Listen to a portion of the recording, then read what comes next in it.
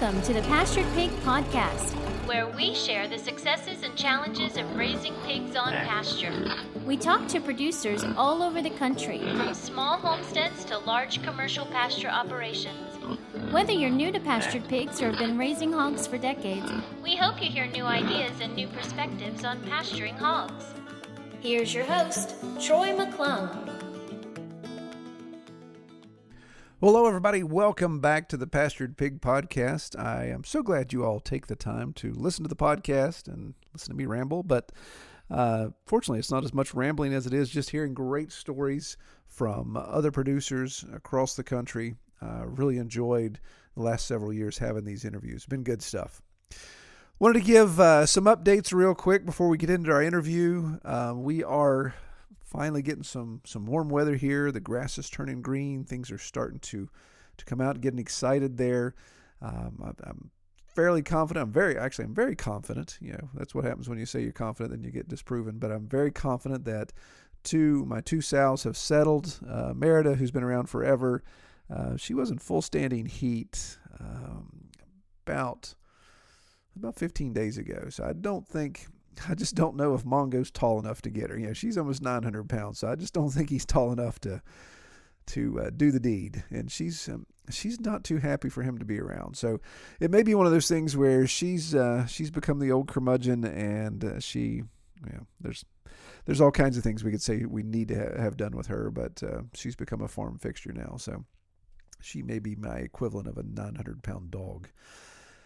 But she's fun to have around.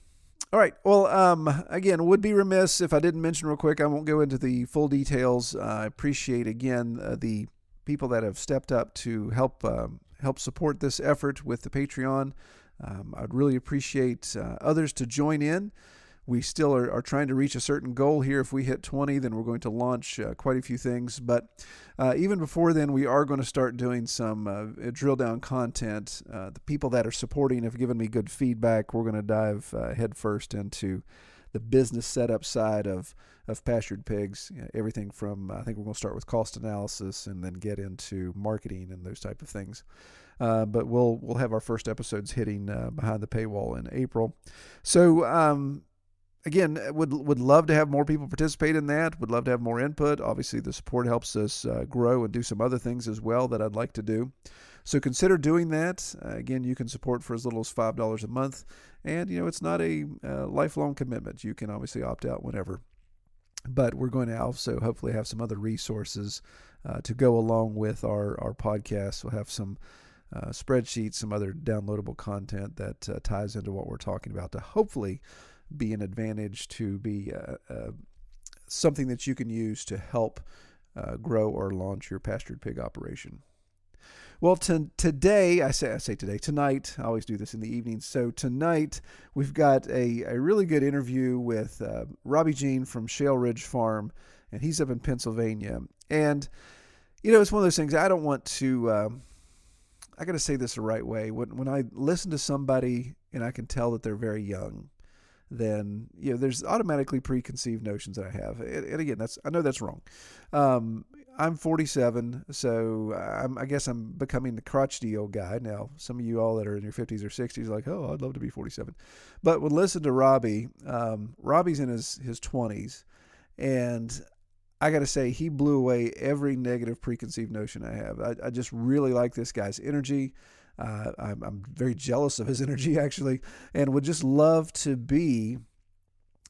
When I was 27, I was working a professional career in Florida, and I just wanted to play golf and ride my motorcycle. I had really no other ambition at that point. So I just really appreciate somebody who's got a little bit more of a level head on their shoulders, has a game plan, wants to develop a business, wants to actually do something other than just consume, which is what I was wanting to do when I was his age. So really exciting, good conversation with him. Love what he's got going on there. And like I said, really appreciate his energy and his desire, and the fact that, Lord willing, he stays healthy. He's got 20, 30, 40 years to dedicate to this and really turn it into something great. So let's jump in and hear what Robbie has to say about his setup in Pennsylvania, and we'll catch you guys on the back of the interview. Good evening, Robbie. Hi, Troy. So how are things up in Pennsylvania currently? Well, I'm up to my knees in about 2 foot of snow, and it's starting to melt, so it's nice and wet and muddy. Yeah, 'tis the season, right? So are you in eastern Pennsylvania, central, western? Whereabouts are you? I'm north central, so I'm real close to Williamsport, Pennsylvania, about 15 minutes north. We kind of are famous for Little League World Series. Oh, yeah. I'm about an hour south on 15 from Elmira, New York. So. Okay, yeah. So you're real close to the line then. All right. Yeah.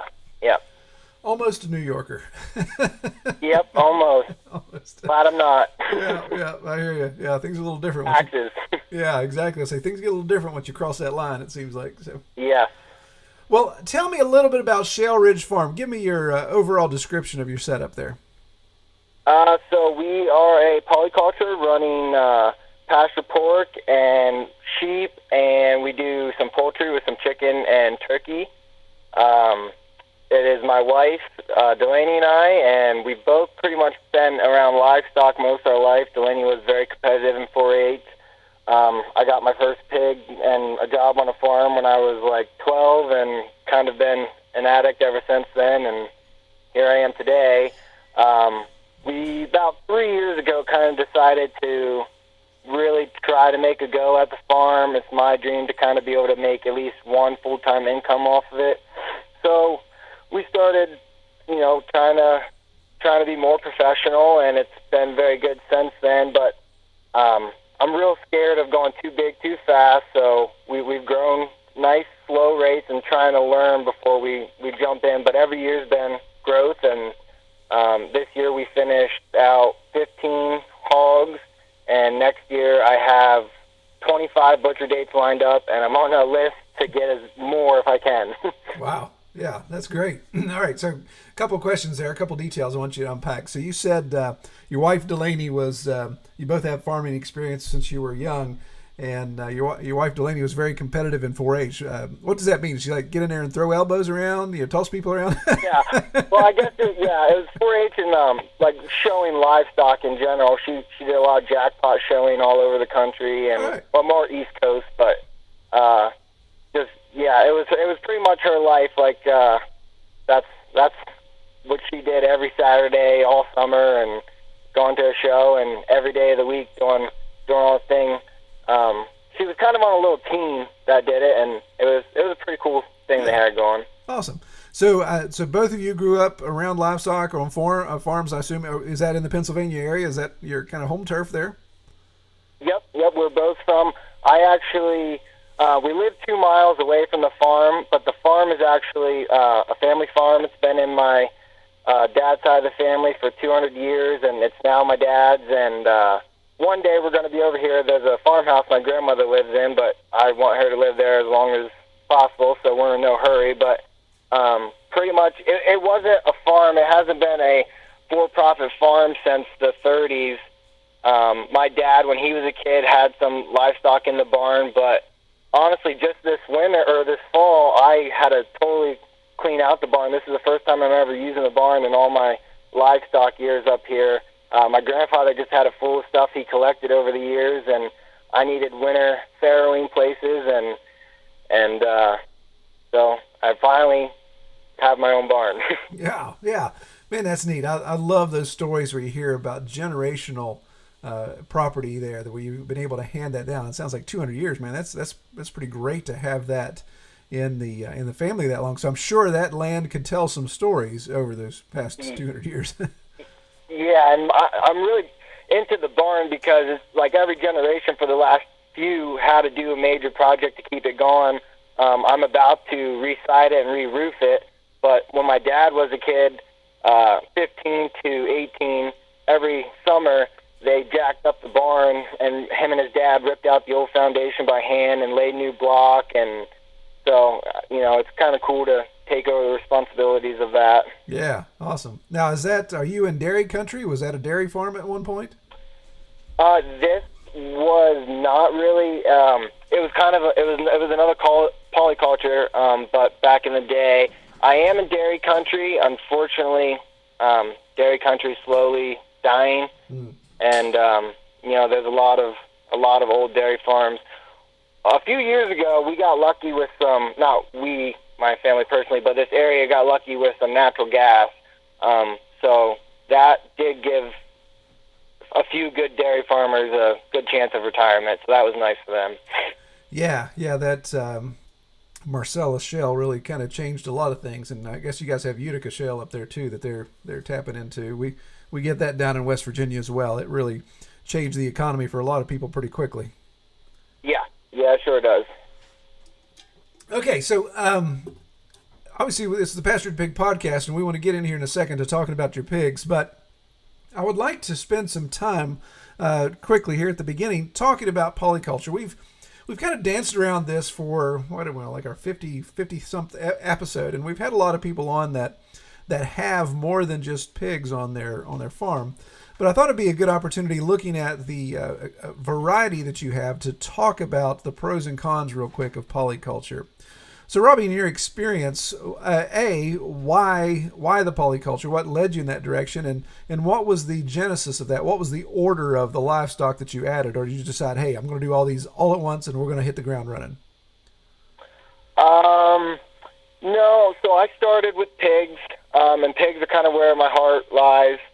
I had cattle in high school, and I got myself overwhelmed and reduced down, but since I was 13, I haven't gone 6 months without having pigs. So I've always had pigs, and then once we kind of started going farther with the farm, as I got older, I kind of got into food, and I wanted all my own food, so that's what I wanted to do. So then we did chickens 1 year for ourselves, and I found out that, if you're doing 50, you might as well do 200, right. And it's easy to get rid of. And so we did the chicken, and then I don't know, I just really had a kick. I wanted to get some sheep, and I got some Premier One fencing and got some sheep and a couple more cows then, and so kind of all at once, but kind of spread out. Yeah. So, excuse me, goodness, and I don't think we've talked about it yet, but to give our listeners that kind of a scale or scope of what you're working with here, we're talking about the family farm is roughly around 200 acres. Is that correct? Yep, it's 200 acres. It's about I have about like 12 acres of usable pasture, and then I have a pretty much barren field that's about probably another 10 acres, and then the rest is all wooded. And the pigs, for the most part, started in some wooded area. Quick backstory on the property: my dad owned a sawmill most of my life, and he logged that 200 acres pretty good. Whenever there was someone down on their luck, a logger needed a job, this or that, he gave him this 10 acres to cut of that. So I have a lot of young beech brush and just undesirable stuff. So the pigs started off in the woods. I started doing pasture probably like 7 years ago now. And so now they have it worked in pretty good to where they got some actual pasture and open. I'm fortunate enough, we own our own construction business, so I have some heavy equipment. So when they tear it all up and rip stuff out, and then in the winter when it's frozen, I go in and kind of clean up, make piles of wood and burn piles and the whole 9 yards, and just kind of pecking away at it. That's great. Yeah, I miss those days of things being frozen to be able to work in winter. We've been quite a few years since we've had that down here. So. Yeah, I know. Same up here. Last year I didn't have too much of it. The year before I had a couple days, but it's kind of a pain. Yeah, it definitely becomes a challenge.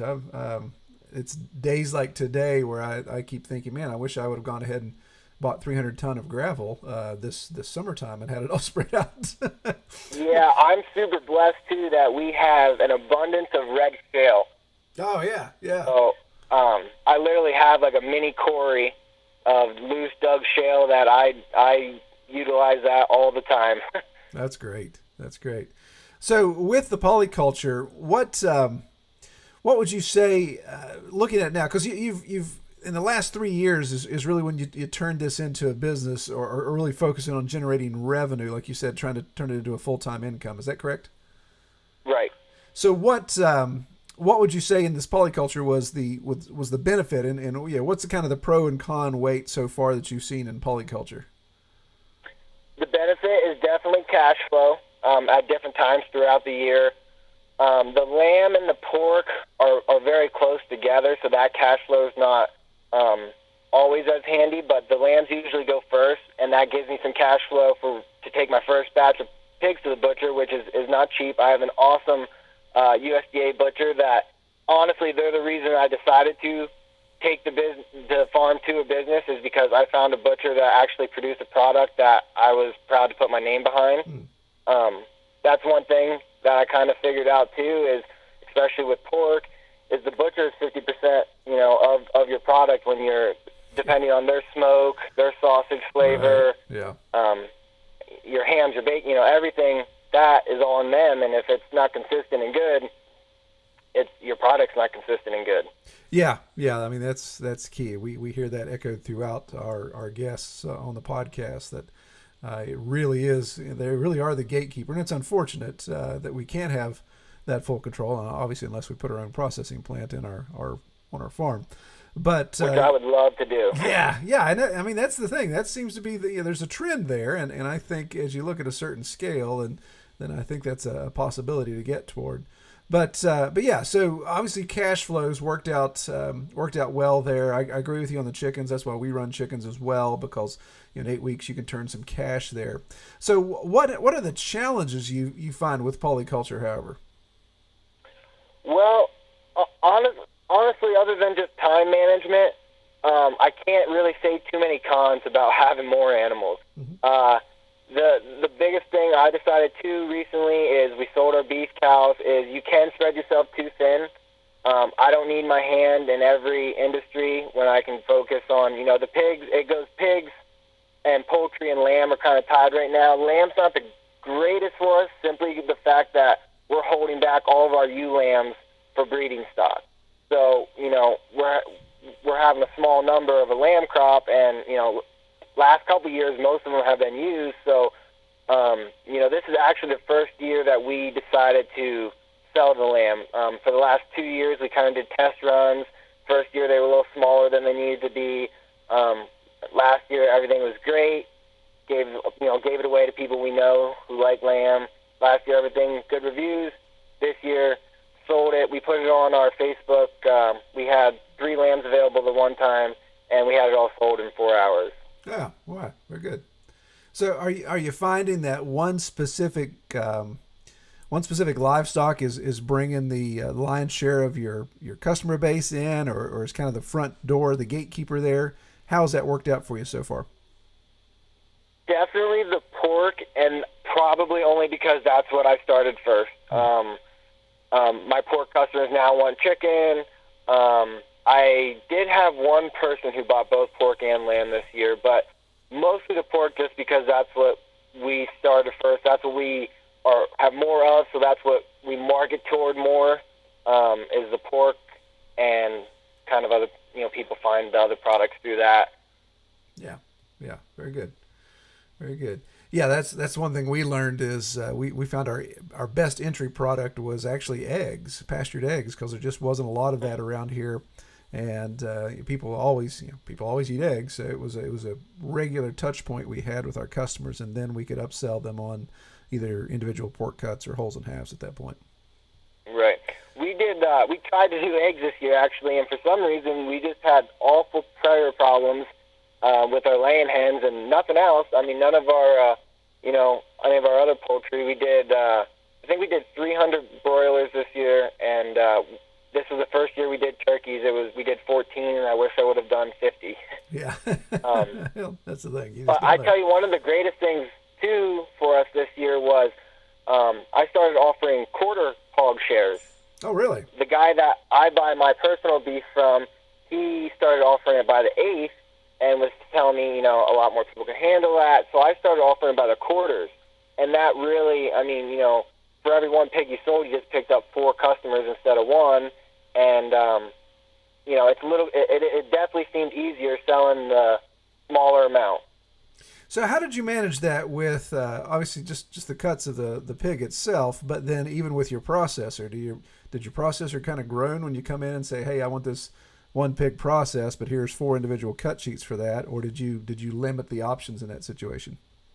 No, I did I did a straight limit of like they didn't have any choice of what they wanted. And the way I did it was, like, I did it in groups. My butcher offers a bunch of different sausage flavors. So I did everybody in groups of, like two pigs per 8 people. And I averaged the weights out and averaged it and then just split it amongst the 8. But the butchered them as a whole hog, and then I brought them home and broke them down into quarters and redistributed them. Oh, I see. So how did you handle your hams? Did you have your hams halved, or just do sliced, or did people just... all ham steaks, yep. Yeah, that's good. For the quarters. Yeah, absolutely. And that makes sense. I mean, that's where if people want a whole ham, then of course they've got to go another route other than a quarter hog. Right. Yeah, and I think looking at those opportunities and sticking your toe in the water, again, with the relationship with the processor, I like what you said you did there, kind of limited the options. You're not giving 4 customers 4 individual cut sheets to say go nuts, that you're coming back and regulating that. I also found, too, most people that were buying quarters wouldn't have understood the cut sheets anyway. I was very surprised how much help I had to provide to the customers with what they wanted. So next year, for sure, I'd like to make up some kind of sheet explaining it better that I can send out in their email. Yep. And another thing I thought about too is, and I've heard a couple of people on your podcast talk about it, is doing like flat rates on what I wanted for the pig versus by the pound. Explaining the hang weight and all that kind of got a little frustrating. Yeah. But yeah, it is interesting. And I don't have my weights like perfectly nailed down yet to where I can guarantee. I have for the most part, but now that I'm starting to farrow my own hogs, I want to wait and find out what I'm going to call them finished at what points. Yeah. No, that's good, definitely. Yeah, it's you find with at least we found with customers in the cut sheet, taking the time to explain is there's some time in that, and we found we just cannot handle we just can't hand our processor's cut sheet to them because it's so cryptic. There's just he uses it to actually do his cut, so it's not like he's got a lot of description in that. So it's one of those challenges where you have to educate people on. But you're right. The idea of flat rate can eliminate some issues there when people don't fully understand what a live hog weighs to its hanging weight to its processed weight, final product weight. Right. Yep. All right. So let's segue over and talk about your hogs a little bit. So, what breed do you focus on? Do you have a specific breed? Is there an area you like to stay there? This is the first year we're going to be farrowing. I farrowed when I was in high school, and again, it was one of those things where I got way too much going on and kind of got discouraged, had to limit it back down, just decided to do buy feeders every year and finish. And this year I had an awful time finding feeders. When I finally found enough of what I wanted, it was an awful year for feeders, let's put it that way. Yeah. And so I decided I wanted to farrow. I decided that I wanted to do Berkshires. I wanted to do registered Berkshires just because I like them. I know they're a good quality meat breed. I don't know how much better they are than other good quality breeds, but I just like that black pig. I also like the idea that it seems you can market the piglets the feeder piglets at a higher rate. I'm doing registered just because, if you're going to have purebred, I figured I might as well have them registered. That way, if there are any, quality breeding stock I wanted to hold, I could register them, just increase value. It doesn't cost any more to feed a registered pig than it does an unregistered pig. That's right. It's not like everything getting more this year expensive. is going to be registered because some of the gilts that I raised up in piglets this year. I bought in the spring. They were a little too small for this boar I had, and my permanent boar that I got out of Ohio, he was a little too small yet. So I had to get an unregistered boar to cover 3 of the 6 females I have right now. Gotcha. Yeah. Well, good. It sounds like you've got a good plan and a goal specifically with that breed. Yeah. And I was actually just talking about this today with somebody else. I can't even say that I'm going to stick to the Berkshires forever. I really like the idea of the Berkshire and the Duroc cross. I really enjoy the thought. I like playing. That's one of the cool things I liked about pigs and farrowing is I like playing with genetics. Like, it's a fast turnaround. See what your end result is in 115 days, and then I think that's very interesting and fun to see what you can do. Yeah, absolutely. So you said how many sows are you breeding this year? We're going to be doing 6. We have 6 bred. 2 of them are sows, and the last 4 are all gilt. Oh, okay. And we got the 2 sows out of a herd dispersal, actually, and when I went to get them, there was a boar that was with them, and he was for sale too, and he kind of just came along with the package, and he was the biggest boar. He was the biggest pig I've ever personally dealt with. He was easily 750, 800 pounds, and he was about up to my chest in height. And for the first couple weeks I had him, I will say I was afraid of him. I haven't really been afraid of pigs before, but he scared me. He's nice and gentle, but when he got in with that feed bucket and he comes at you like a normal pig comes at you, but he's up to your chest, it's a little intimidating. Oh yeah, no doubt. And even the most gentle pig weighs that much. All he's got to do is just turn around and knock you into the next paddock. Yep. Yeah, especially with those big tusks sticking out. Oh yeah, that's always fun too. There's, you see horror stories about that where your most gentle boar just swings his head around and ends up opening up a thigh like a zipper sometimes. So you definitely got to be careful with that stuff. All right. Yeah, he went down the road now, and he found a good home. So yeah, I don't have to worry about him anymore. There. So you right now you currently have 1 boar that you're going to service, or you've got 2? I got rid of him quickly, and I got another unregistered boar to cover those 3 then, because that guy was too big. Yeah. But then I have a boar that was born in September that I went out to Ohio to get, and that's a whole other story. If we have time to get into that, I'd like to share one of my kind of failures in the farm. This summer I went out to buy a very nice boar. He was a registered boar from a guy named Bob Flock, and he just had him out to Indiana having the whole genealogy test done, the health test done, and all that. It was exactly what I wanted, and I went out and got him, and this summer was extremely hot, and I got him home, got him set up in the pasture. He had a shelter, a nice little, he was under a big shade tree, and got him out. He was fine. Came back. Well, that was in the middle of the day. Came back a bunch of times. Came back in the morning to feed at like 6, and he came out, ate, no problem. I continued. It was a Saturday. I continued to do farm chores. I looked over around like 8:30, and he's out in the beating sun. And I was like, buddy, you are not used to this. You should probably get in the shade. So I went and lured him over with some watermelon into under the shade tree and ran the hose because I run it out of a siphon from a pond. Had a big wallow going. Everything seemed great. My sister was actually home visiting and wanted to see this new pig. So we go down to 10 o'clock, and the pig won't get up for her. But it's hot, and he's just laying there in the mud, and I'm like, okay, whatever. So when all the family leaves, I was a little concerned. I went and got a feed scoop, and he didn't get up for the food. And I was like, all right, here we go. What's going on? So I went and kept the water going on him. Went and called the guy I got him from. He's like, he's probably just stressed and hot.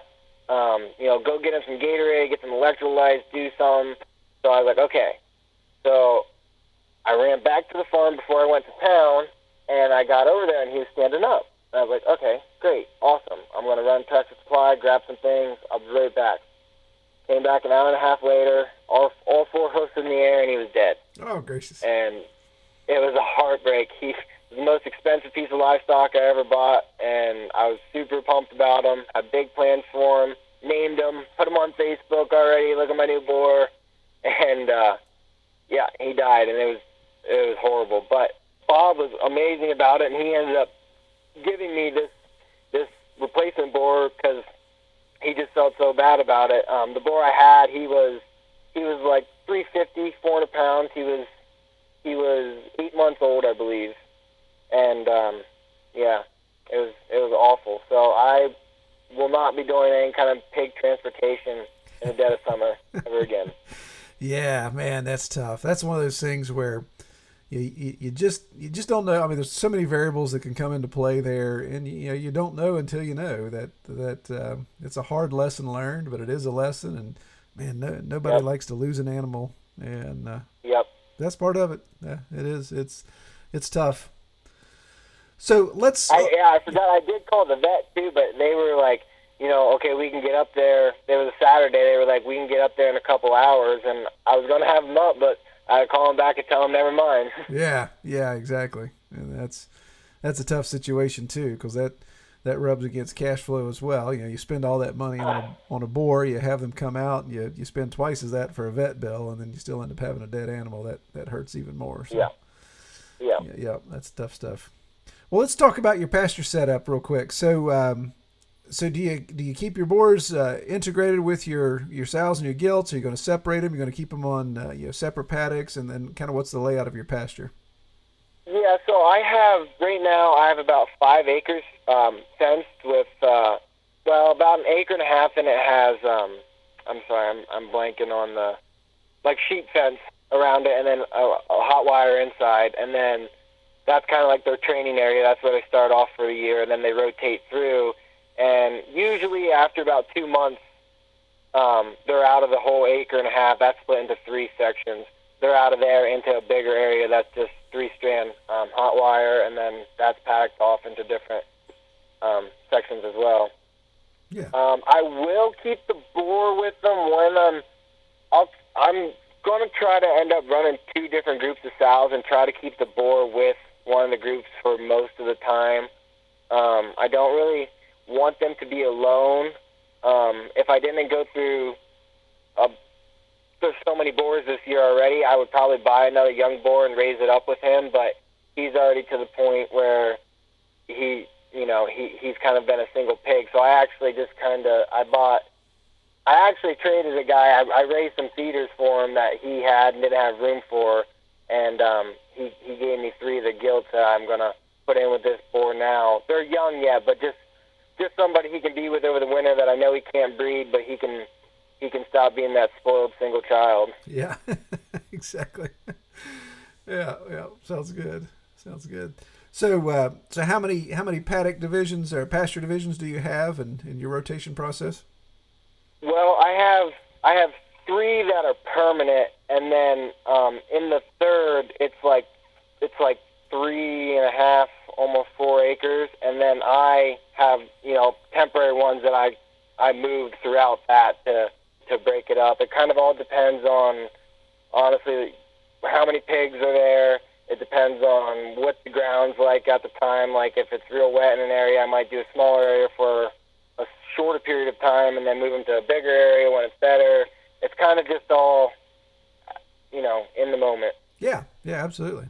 But like I said before, with them being in the woods and doing an excellent job clearing it out, so this spring or last fall, I saved a bunch of acorns because I don't have very many oaks around. So I saved a bunch of acorns and went through that whole process, and I have 186 little oak trees right now going that I want to plant throughout the pasture, and ideally someday have very nice silvo pasture. And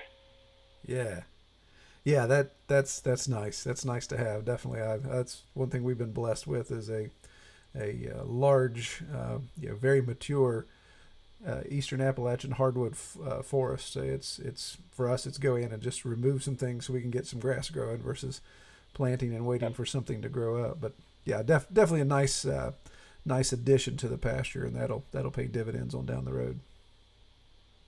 Yeah, I mean, I have real nice maple in it, but maple's not really Right. providing much to them other than shade. Yeah, that's the thing. You find at times, especially when you have something timbered, of course, the protein producing trees are normally the most coveted in the process. Right. Those tend to go first. I do have a lot of walnuts in the pasture, and they don't seem to be too crazy about them green, but when I turn them out in it the next year, they love digging up the old ones and crunch on them, and they make the most god-awful sounds when they're eating them, but they love it. Yeah, and I can speak from that experience as well. You're exactly right. Ours would stay away from the green ones, and I would usually pick them up or have the boys pick them up and put them in feed sacks, and we'd just keep them in the barn. And same thing, the next year, toss them out there, or that next spring, let them go at it. And it seems like once they browned and dried out a little bit, it was game on. And yeah, it sounds like a rock quarry grinding, just all this crunching. Absolutely. Horrible sound, makes my teeth hurt to hear it. Well, let's talk about feed for a little bit. So, what's your feed strategy for your pigs? So, for most of my time, I was always ration feeding. Next year, I'm going to try doing some self feeders with the feeder pigs. I'm going to continue to ration the sows and the breeding stock, just because I don't want them getting too big.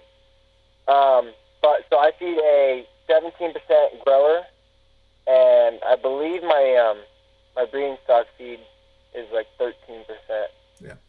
Everybody gets 6 pounds a day, 3 in the morning, 3 at night. I used to just do once a day, and I don't know if I noticed a lot in growth time, but what I noticed is you have a much happier pig feeding twice a day, Mm-hmm. and the happier the pig is, the easier your life is. Yeah, that's interesting, and that's something I've been debating for a while, because I'm a 1 time a day ration, and then I've been testing, kind of trialing in the morning versus in the late afternoon, just trying to see what makes the most sense. And it seems seasonal affects that as well. Right now, where there's nothing growing, there's not much forage, that you get more of a hangry pig the later you wait in the day. Right.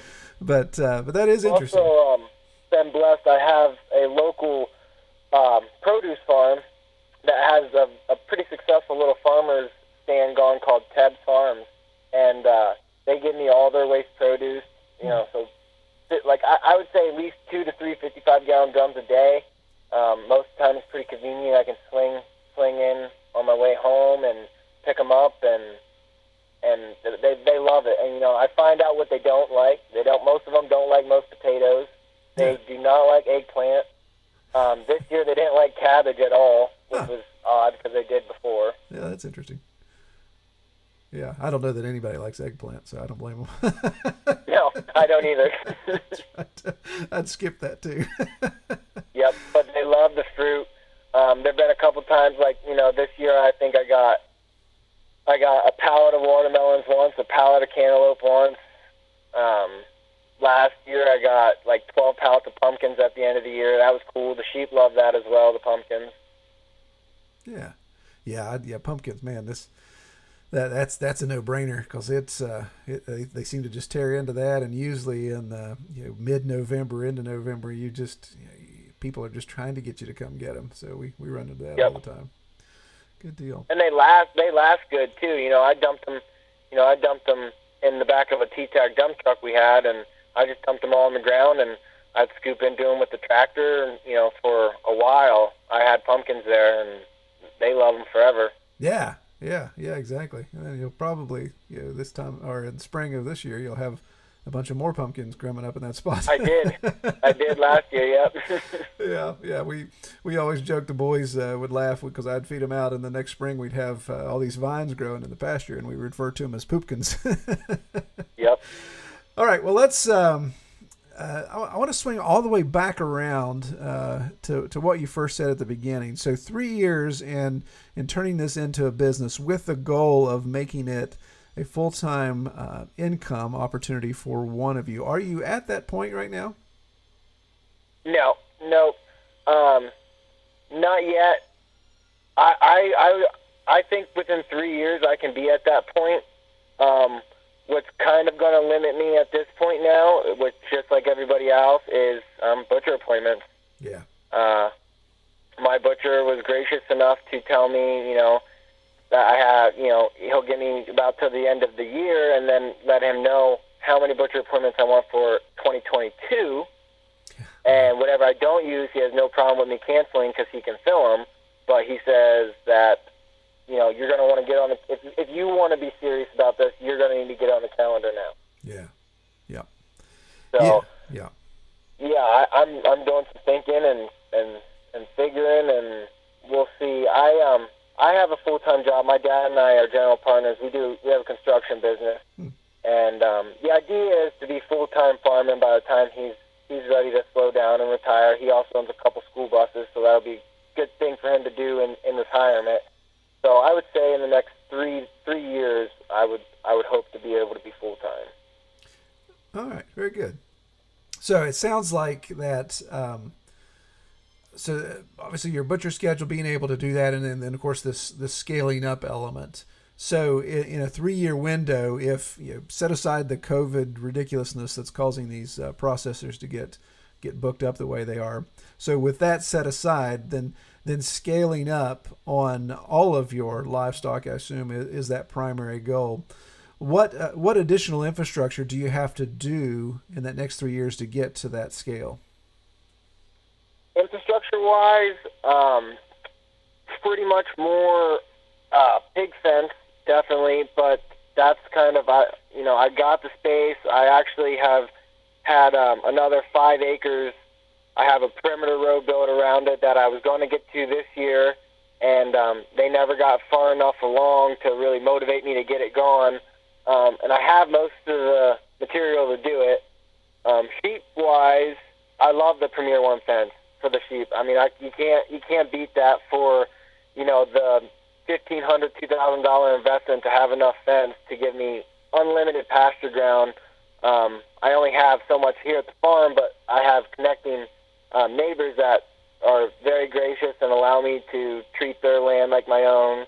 And it's funny, this year, the week before I moved the sheep and everything, it's when I still had some of the beef cows off my neighbor's property. He has a very, very nice home that he's very tidy about. I get a text first thing in the morning on a Saturday of all my sheep and my pigs up on his patio around his hot tub licking his grill. But they didn't wear out their welcome. He was pretty entertained, so I was feeling lucky about that. Wow. Yeah, you dodged a bullet there. Yeah. It's the deer, man. Those deer aren't fence trained, and every now and then they seem to run through it. Actually, it happened twice this year, and the one time the fence was a mile away from the farm, and I came pulling in the morning. It was like 4:30, and it was still dark, and my lights go through my one field, and I'm like, look at all them white deer. And I back up, and all the sheep and the cows walked the mile road all the way back to the farm, and were laying in the middle of my field. Wow. Yeah. Don't get me started about white-tailed deer. We pulled up on the property just I was 2 nights ago. My wife and I and the boys, and of course, like you said, the headlights go across the main bottom there by our driveway, and of course these whitetail get spooked and they go sprinting across. And I just told her, I said, watch. I said, they're going to just blast right through that fence instead of jumping it. Yeah, it's pig fence, for crying out loud. It's 2-strand electric. It's only 2 feet off the ground at its highest point. And sure enough, man, the second one clipped a top line, and you just see insulators just shatter. Pow! So like, yep. Now, how are your pigs? Like mine, usually, I walk the fence, every day, but they would go a couple days without having the guts to cross that line. Oh yeah. No, that's one of those things. With the pigs right now, as trained as they are, it could be down for 2 weeks, and I think it'd be okay. That fence there is right on the edge of the one area that still has a lot of green grass. So that 2 weeks may be pushing it. They may be looking at that and saying, well, that may be worth crossing. Yep. So, right now. Yeah, that's what the sheep, as long as the fence is up, it doesn't really have to be hot. But if a deer runs through it and it's down anywhere, if they see a hole, they're not scared. Yeah. They always see the greener grass on the other side. Absolutely. Yep. Just go right through it. So, So, Robbie, what other long-term goals do you have? So, hopefully, full-time in 3 years, and scaling up all that requires. What do you think the next 3 to 5 years look like in any other areas? Any other improvements or things you want to do with the farm? Well, other than next year, we're going to be re-signing the barn. I mean, yeah, I have a lot of things I would love to do. I'd like to build additions. I'd like to do this or that. We're, probably in the next 3 to 5 years also going to be starting a family, so we'll see what, time and all that goes. But, no, pretty much I just want to keep chugging along on the track I'm at, and, building customers right now is kind of the goal, and that's gone pretty good. Facebook, I wish I would have started it a long time ago. We started in March. I think we're up to like 537 followers or something like that. Not that I know the exact number, like I check every day or anything. But that's just a wild estimation, isn't it? Yep. Yeah, that's good. It's good that you recognize that and the need to have that social media presence and the marketing efforts that go into that, especially as you scale up. That having that customer base at the tip of your fingers and ready to reach out is always good. I really have the desire to try to get my toe in some of the farmers markets in the area. A couple concerns I have with that is I'm doing okay now selling whole, half, and quarters. Do I really need to go down to the cuts? And but I do know, obviously, the farther down you go, the more you make. But I don't also really have the time. My Saturdays are busier than I could want them to be. I don't know how I would get to a market. And the same way with my wife, she would be able to do some of them. But when we talked about trying to find a good, reliable person to do that with, the other route I thought about maybe going to a couple local delis and seeing if they wanted to distribute some of the product. We have sold to a couple catering businesses before, and that's pretty cool. One of the places is a wedding venue, and he makes his own charcuterie and stuff like that, so that was pretty cool. Actually, one of the people on your podcast, he was a doctor from Pennsylvania, and he was into the charcuterie and all that. I believe, was he from Danville? That's Dr. Smokehouse. I keep messing it up. Yeah, it was. Yeah, I know exactly who you're talking about, but I believe he was from that area. I'd have to go back and look. I've interviewed several people. Yeah, I believe he was, and that's like, that's a half hour from. It's like an hour from my farm, but it's a half hour from what we call, from Williamsburg, what I call like town. Yeah. That was. I'm trying to go back here. This is me trying to think on the fly and look this up real quick, but I'm probably not going to have the details in my notes. Yeah, I'm looking at 6,000 names here. It was a while ago. I remember. I tell you what, though, I want to give you a shout out. I look forward to every Wednesday. I mean, when I found the podcast, I don't know how long ago it's been, but I think you only had 2 or 3 out, and I Blu-ray through them, and I was like, okay, this is like one of my new favorite podcasts. Cool, man. I appreciate that. Yeah, it's been a real joy to do it, and I'm just sitting here looking. It looks like what's been live is 56 episodes, technically 55 since I skipped a number, but yeah, 56 interviews or discussions. It's just been exciting, and I wonder, how long can we keep this going as far as relevant topics and relevant discussion. But I think as long as there's farmers out there doing like what you're doing, learning and growing and just expanding, then I mean, we've already done it with some coming back around and just doing some follow-ups to say, hey, where you were last year or 2 years ago, where are you now? And it's really neat to kind of hear how people have learned or changed or adapted. I've yet to talk to anyone that says, oh, I quit, I'm now pharmaceutical salesman, or I do this now. Right, so, yep. We may run into that one of these days, but so far, so good. It seems like farming's that job that everybody wants to quit their other job and do. Right. Yeah, it does seem that way. That's there's something romantic about it now. Of course, the world coming to an end last year kind of affected that as well, and the property seems to be skyrocketing even in our neck of the woods where we don't have a lot of people moving to. The property prices are going up, so I think there's going to be a lot of people that want to embrace the dream. We'll just see how good of an embrace they can do there. Yeah, and then we need to get our butchering situations in this country figured out. We need the Prime Act and things like that, and people who know what's actually going on to do something. Yeah, and that's one of the things. Our state's small enough, and some of the clients I have with my marketing company allow me. I was able to sit across the table from our agriculture commissioner last year, and I'm anxious to do that again, and to be able to have some real conversations with him, just to see where he's coming from on this, because it's amazing how these, I got to watch. I'm going to get too political here, but some of these politicians that are agriculture commissioners have absolutely no farm experience whatsoever. They may have a sunflower farm or a turtle farm or right. Something crazy like that. And it's like, okay, yeah, he'll be agriculture commissioner. Well, they'll make policy for the entire state. So yep. Aggravates me. But anyway. Yeah, it's crazy. Like my butcher is a USDA inspected butcher, and I have everything USDA inspected just because honestly it doesn't cost me that much more to do, and it's almost a marketing tool kind of to be able to say, but he does custom butchering too, and the process is the exact same. There's just not some guy standing there watching. No. I'd eat off my butcher's floor. All right. Actually, if I can give a shout out to them, it's Mark's Custom Meats. They're in Lamar, Pennsylvania. Cool.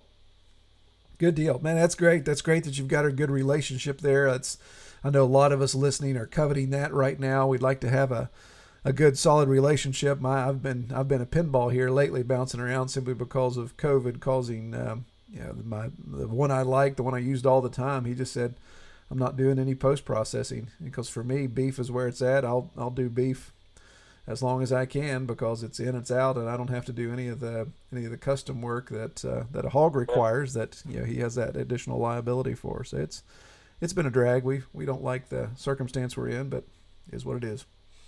Yeah. Now let me ask you a question. With switching up butchers like that, have you run into that problem of the consistency and flavor with customers noticing or caring? I haven't had any feedback from them. I'm a real stickler for that. So yeah, even little things like just packaging is different. So the bratwursts, for example, it's like, okay, everyone's used to getting bratwursts from me cut up, so they look like larger sausage links. Well, the new guy we go to, he kind of does like the kielbasa style, where it's just like one big pound of sausage kind of linked along there. So it's just it's one big piece in a loop versus individual cuts. It's just weird things like that I have to navigate. Flavor differences, not so much. Different. Obviously, they kind of play around with mixes a little bit on their sausage, but just things like that kind of aggravate me, and I haven't had a lot of feedback on that. But the real thing has been an issue for us right now is he's a custom processor and he's state inspected, so I can sell cuts, but he doesn't have his smoking process inspected to the point that he can do that. So right now I can't sell hams or bacon right now to his cuts, which is it's a real drag, but it's just the nature of it. If people say they want hams or bacon, then they just got to get a whole or half off of me. Yep. Which again, like you say, is the most. It just aggravates me to death, because there's no difference to that process, and it's like even the crossing the state line. I've had several people ask me if they could buy pork off of me. They live just across the river in Ohio. It's like, nah, my pork can't cross the state line for some reason. It becomes deadly as soon as it crosses the Ohio River. Awful? Yeah. It's like it makes no sense. That just aggravates me so much. Yeah, I mean, obviously you probably would run into that if you weren't USDA, since you're that close to the state line. But it's just asinine. It doesn't make any sense. I mean, I understand why they do it to some degree, but it is just kind of goofy. Right. Yeah. We could go all day on this. I get very frustrated. Yeah. Well, man. Yeah, and I don't want to do that. I don't want to take all night. I know you've got stuff going on. It's lambing season for you, so. But I can't let you go without asking you the question: what is your best experience or favorite part about raising pigs on pasture? My favorite part about raising pigs on pasture is going and feeding on Saturday morning and just being out there real early, the only person around, and just a bunch of pigs oinking, knowing me, having their own personalities, and I don't know. I'm a really messy slob, And, like, my parents always called my room a pig pen, and Right. I guess I really do relate to pigs. Like, I have no problem getting down in the mud with them, and I don't know. All of it. I love raising pigs. Yeah. Except Good. I don't like medical stuff. I don't like sick animals. I don't, I'm not a vet, and it frustrates me when I can't just snap my fingers or ask them how they feel. Right. Yeah.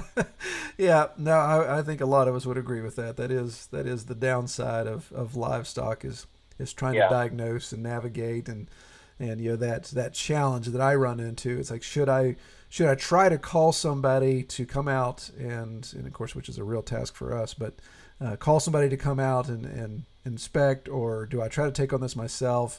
And then, fortunately, we haven't had an issue where an animal would die from that. But you would always second guess yourself, or did I waste that money? Did I waste that time?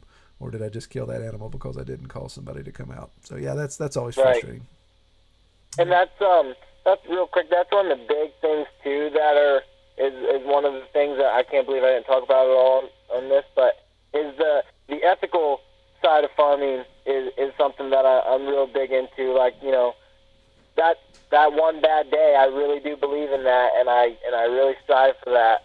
And I have a bad day that day as well. Like, I don't enjoy dropping them off at the butcher. Yeah. It's kind of a hassle because my butcher appreciates them dropped off the night before, but like I don't do that. I won't do that. I'm not making them sleep in that place all night. Right. Yeah, I hear you. Yeah, it's good to take responsibility for your animals. It's good to want to see the animal welfare be as solid as possible from day one to the end.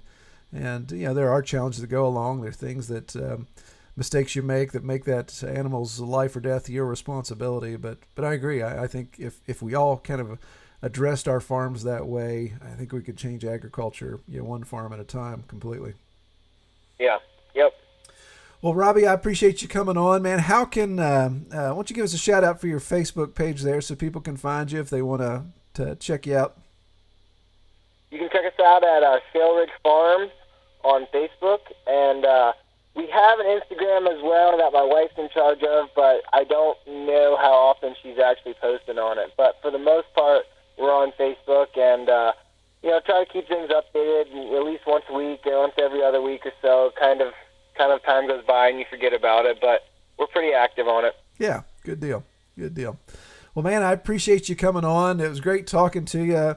I had in my notes here, I was going to tell everybody how old you are, but I'm going to leave that part out. I'm just going to let your experience and your wisdom that you've shared with us, just let that decide, because I don't want anybody to make any disparaging thoughts about a young guy doing all this, because it sounds like you've got a really good handle on it, and it's exciting to talk to someone who has the years of experience that you already have. You just got started real early, which is awesome. Yeah, I did, and like I said to you in the start of the podcast, I'm by no means an expert in anything. I'm just really into it, that's all. I hear you. That's great. Well, man, I'd love to be your age and have that direction and have that ambition. When I was your age, I was still kind of fumbling around trying to figure out what I want to be when I grew up. So it's good stuff. Well, man, I pray you have a good week, and you take care, and we'll probably come back around and talk to you soon at some point. Awesome. I'd appreciate that. Thanks, Troy. Merry Christmas. All right. Same to you. Well, all right. Well, I hope everyone enjoyed that conversation with Robbie. Again, love to have that energy.